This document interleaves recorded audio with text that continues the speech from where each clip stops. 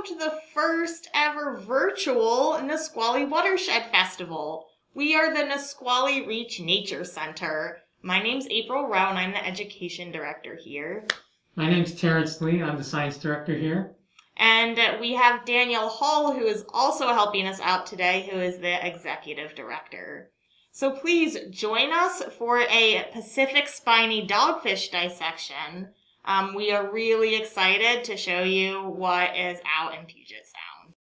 So we see here that we have our Pacific Spiny Dogfish pulled fresh out of the Nisqually estuary. Daniel, can you tell us a little bit about how we got our dogfish? Well, obviously, these fish are commonly found in the South Puget Sound. They are relatively abundant. They do small migrations, but it was caught fishing. Yes, fishing for salmon, and sometimes when you fish for salmon, you'll find these fish right alongside the salmon that you want to catch. Awesome. And then can you show us, Daniel, on this dogfish, you had an interesting story about something that almost happened to you, even handling a dead fish. Can you show us how the spiny dogfish protects itself? Well, of course, April. You see here on this spiny dogfish, on the dorsal fin, if you take a closer look, there's a tiny little spine here that goes down. It's probably about that long. There's another one down here next to the adipose fin on this fish. And you can see once again that spine. You definitely want to avoid those particular spines as they do have a small toxin in them and can produce an unpleasant wound. And this specifically in some of the younger fish that I've caught because they can spin their tail completely around. Thank you, Daniel. And then if we actually look, so we're looking at the coloring of the top of the fish. I want you guys to think about what does that remind you of? And then I'm going to flip this guy over and check out that nice white underside. I want you guys to think for just a second why it might be really helpful that this shark has a white underside. Thank you, Daniel. And the top has these speckles, is this darker color. How might this help our dogfish? And the answer is that if you think about this guy floating in the water, and if you were ever swimming and you look up towards the sky, you'll notice it's really light. So when other things are under our dogfish, it actually blends in because of its white stomach. And then if you're looking down into the water, it actually is supposed to be mimicking the top, right? When we see that beautiful top sparkle on the water. So this guy is made to be a really serious predator. Can you tell us, Daniel, what do our dogfish like to eat? What might we find inside of it when we cut it open in just a couple minutes? Well, dogfish obviously are predators, just like April said. They've got some very good camouflage to get through the water. They can swim relatively fast. They love to eat squid. They will eat smaller fish. Literally, as far as a predatory fish is concerned, they like to eat things that will fit in their mouth. By the way, located right here. So the other really cool thing is that we know that sharks live in the water, which means they need dissolved oxygen, right? So we have lungs and they have gills. So if you look on this side, they have gill slits right here. And then on each side, there's 5 of them. And how they breathe is that they actually have to keep moving. So they have their mouth open, water goes into their mouth, over their internal gill slits, and then out. If our shark stops, there's no way for water to go into their mouth and through. So our shark cannot be at rest. Other fish, bony fish, you'll find an operculum, which is actually a cover that covers over this. And if you ever see, they'll be like, meep, meep. And as the fish's mouth opens, the slits close. And when they close their mouth, the slits actually open. So bony fishes, which is not our dogfish, have this adaptation which allows them to breathe in oxygen without always moving. Unfortunately for the spiny dogfish, we need you to keep moving to survive. Awesome. So the other thing that we'll get to later and we will dissect is if you take a look at these eyes, They are super amazing, right? See how big they are? And we're going to pull out the cornea later. So, Terrence, can you tell us what you know about the dogfish skin? Well, the dogfish skin is rough. So if you run your hands down the length of the fish towards the tail, it has a smooth feeling. But if you run it in the opposite direction towards the head, it actually feels rough. If you were to actually look at the skin under a microscope, you would see that the skin is very rough and very sharp, actually. And because of this, it was actually common for dogfish skin to be used, or other sharks as well, to be used as sandpaper. Another aspect of the skin is that its roughness actually makes it hydrodynamic, which means it's able to cut through the water more easily. It's obviously a very counterintuitive idea, but is very unique. Thank you, Terrence. Awesome. So let's flip this fish over and see what we have on the inside. Your heavy fish. Oh. Very good. Oh. How many pounds? Oh. Probably a 3-pounder. Well, let's see, Terrence. Oh, no, I'm going to give that about 6. Okay. So I'm going to see if my This is normal... over 13, so. Okay. Okay, can I help here, April? Let's see. I'm trying to go above.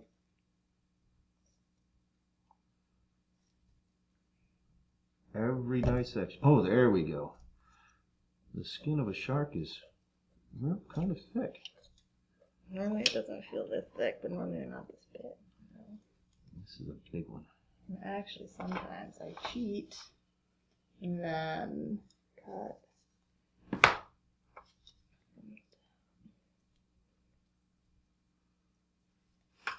So the idea is not to puncture any more than I already have.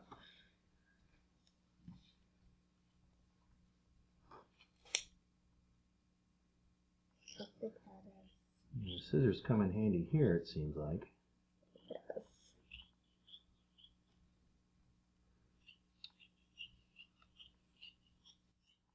Oh my goodness. Oh. Oh, we have some things in here. Okay. Cool.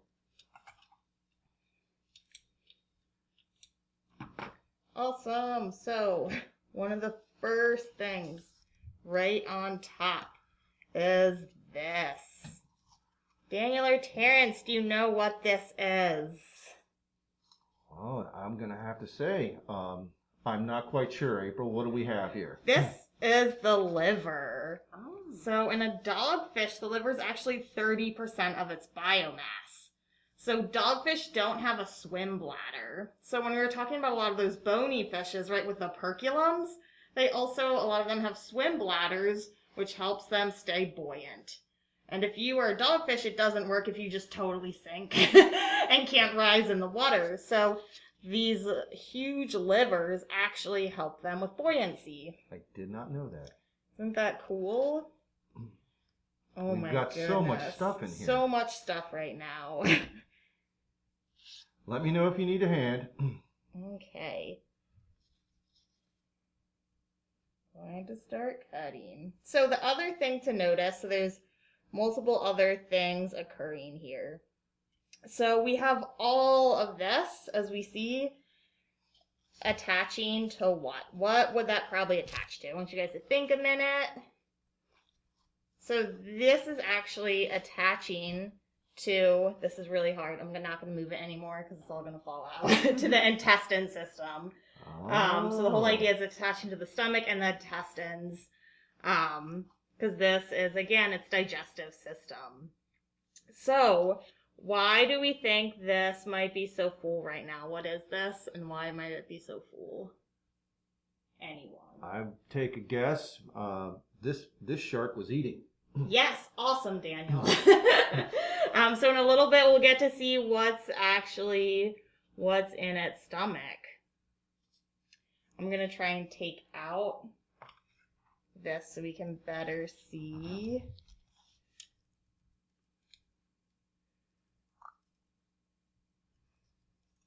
I have these little plates here. Just put some stuff in if we want to. So it smells really bad.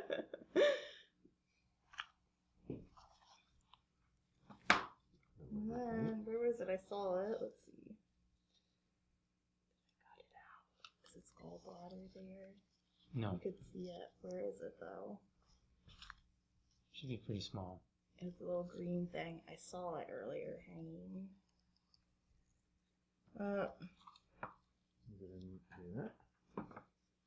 No, it's not it. No, No. Right here? no, no, it'd be bigger.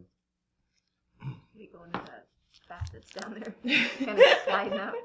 That's so weird. Okay, I don't know what happened to it. Hopefully we find it. Hopefully it turns up.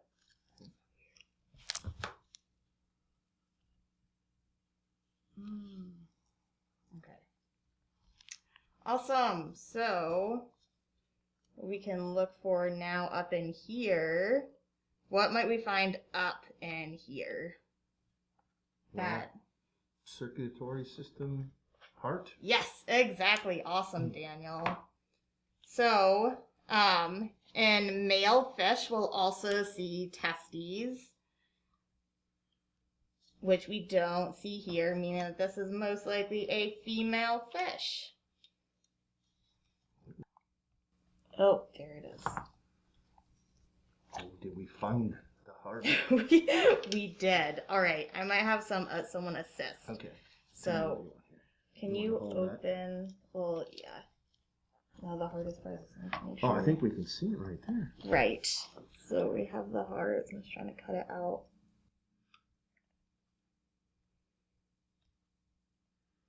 It's like you have to be a surgeon here.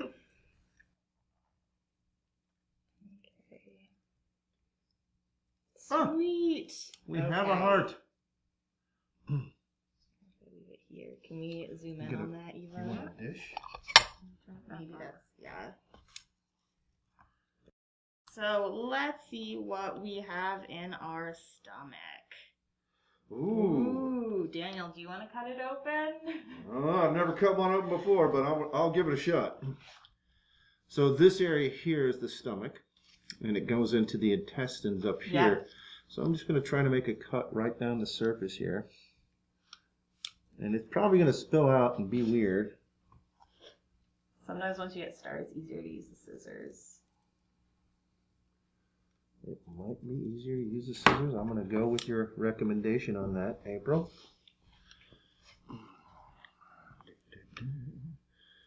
Oh, it's pink.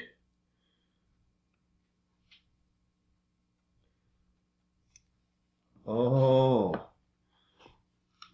Now that looks like a bunch of tiny Krill. krill and shrimp. Yeah, little tiny shrimp. Let's try and dish that. Yeah. Maybe it's too late. Oh, I'll just. There you go. Oh, this is a good. Oh, and there's these weird pieces of.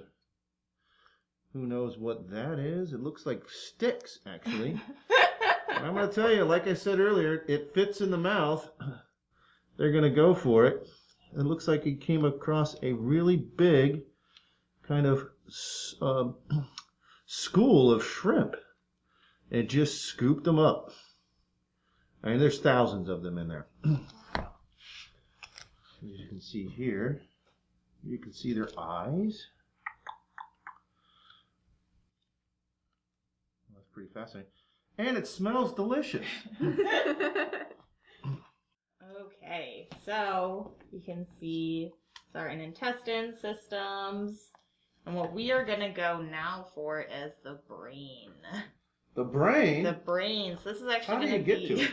We're going to flip this guy. Oh my goodness. Yeah. Well, normally. Looks like he lost his lunch there. Well, normally I try and cut in from the top. And because this guy is so big, I'm assuming... Oh, look at that. Look at that.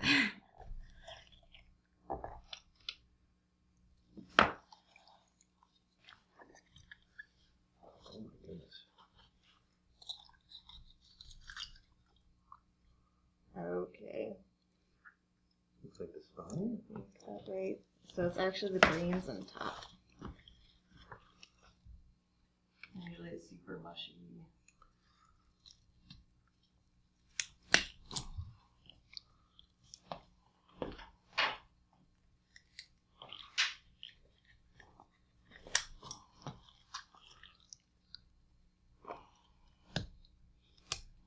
Oh.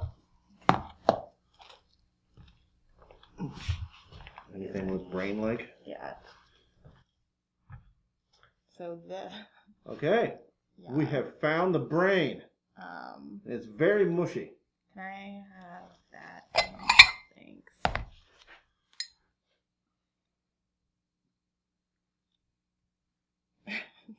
Yeah, there we go. That Yes. is the brain.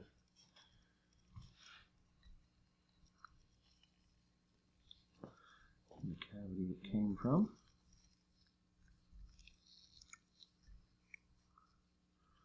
So the other way to tell that this is a female is that it actually is missing something that the male has. So the male has two appendages that come down like this besides these, and those are called claspers, which they use for reproduction with the female. So because we have no claspers, by default we know that this is a female. So we would be able to tell without ever cutting it open. Yeah, here is the spleen, so we can tell it because of its dark red color. And do we know what the spleen produces, Daniel? White and red blood cells? Beautiful. And that's really important. So just like humans, dogfish also need a way to fight off infections and sicknesses that happen to them naturally in the wild. So we are a lot more like dogfish than maybe we originally thought. Great. So the other thing we're going to check out is the eye. So a dogfish eye is actually designed so that they can see really well in low light conditions. Sounds like it's handy if you're deep in water. Right? Sounds like this guy is a master predator. So what we are going to do is we're going to pop one of these eyes out so you guys can check them out. Well, how do you do that, April? Well, this is really like one of the clumsy things. You try and cut it out. Oh, okay. So once again, some scissor skills would come in handy here. Yes, definitely. And even after doing this multiple times, sometimes you get it and sometimes you just don't. Oh my gosh, that's a big eye. Oh, let's get some finger help here. Yep. Okay. Looks like it's close. Oh, I think you got it.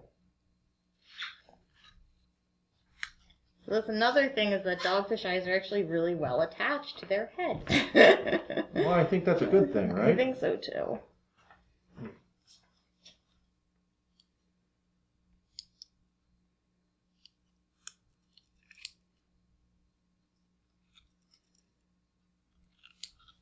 Okay, there, that is really well attached. All right. And you have an eyeball. Here's another dish. Let's put it in one of these black dishes. I think it'll come out really nice.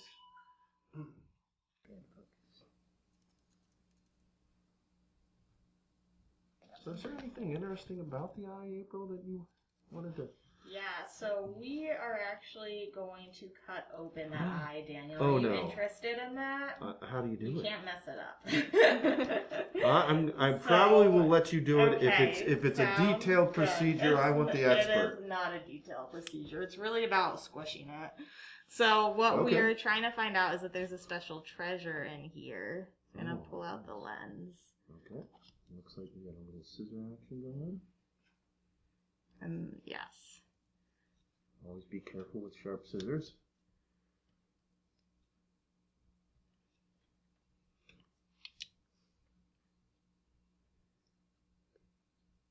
Let me start. Oh, scalpel? Yeah. Feel like a doctor. Scalpel. So it's really now about squeezing. Oh, there's like the eye fluid. Oh. And what are we trying to get out here? We are getting out the lens. Oh, okay. Do fish have interstitial fluid like humans do, or do they have something different?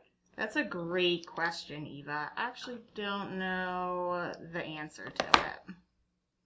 I don't know what you would consider. Oh my this. goodness, look at that. Oh, wow. Okay, what are we up to here, April? So we're looking at the lens, which we just got from the eye of the dogfish. And we are going to continue to squeeze this. Oh, you're going to squish We're going to squeeze it. We're going to get Oh my goodness. this hard part, which is the dogfish souvenir. Which when you clean it, this What is is also that? the lens. Yeah, okay, so it's So, inside yes. that. And is it hard? Feel it. It is, it's very hard. Yeah. It's like a tiny little marble. Yep. So, when we clean this off, actually, Terrence, do you want to go clean that off? Thank you. It's great to have helpers. Yeah. So that is our lens. That is really hard.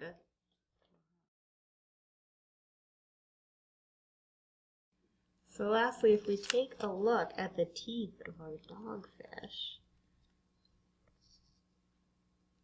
should check. Come in a little bit closer here. Terrence, do you have any special fun facts about dogfish teeth? Well, obviously you can see they're not as scary looking as other sharks. Thank you.